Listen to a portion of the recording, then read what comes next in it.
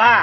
นี่พูดนี่เข้าเครื่องด้วยนะน้ำดื่มสมุนไพรนะครับ1ผลิตภัณฑ์1ตำบลของโรงเรียนไทยรวมกันกินแล้วแข็งแรงเปรี้ยประเบียปะอย่าเลยละแวะมาวางมาดื่มกันได้ดีด้วยอยากกินมินเอาอยากเมาหาเองถ้าหากว่าสนใจติดต่อไปที่โรงเรียนไทยบูรณ์ที่ศูนย์เดียวแข็งทั้งวันทั้งคืน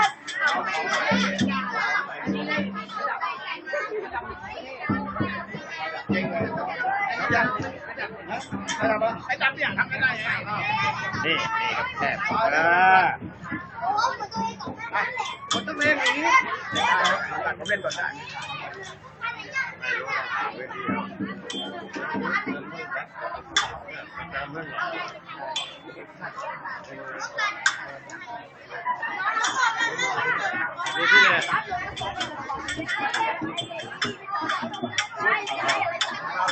พี่ลองดู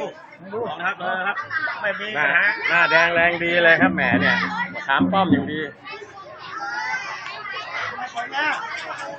เปิดมาดูหักไปปิด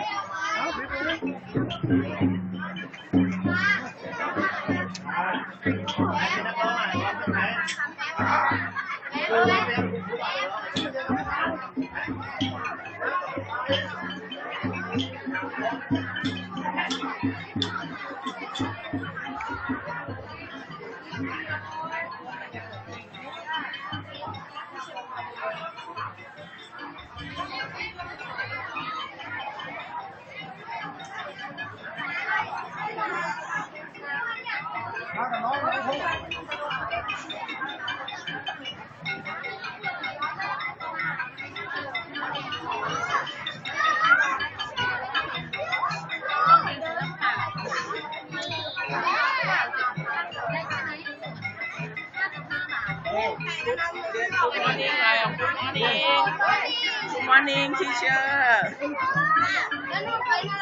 Good morning, teacher. ภาษาอังกฤษสำหรับเด็กอนุบาลค่ะบรรยายเด็ดบรรยายเด็ด ขอบรรยาย teacher Eden come here please you explain for explain This is Great Yao. That's right, yes. Okay, and you need to make it in a pot. So you choose your ingredients and put it in a pot, like in here, in the water. And then when you're finished, you put it into the container with chopsticks. And then you serve it to the customer. And you chose ice cream. Ice cream. you chose แต่ร้านเราเริ่ม That's very good. แล้วที่จะโชว์มั้งสิที่จะทำ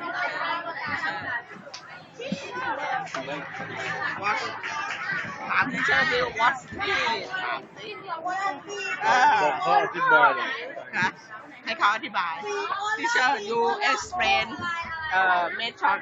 make ice cream cone okay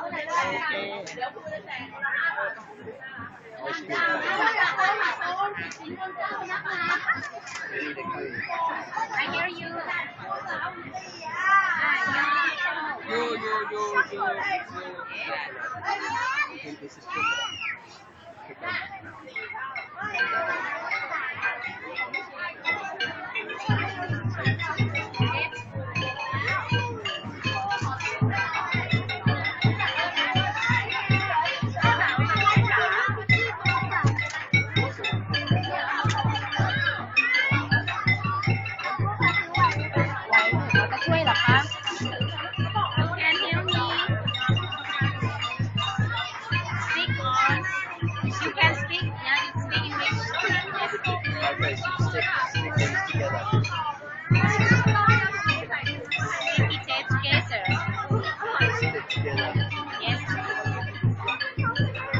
Hold on, that's all.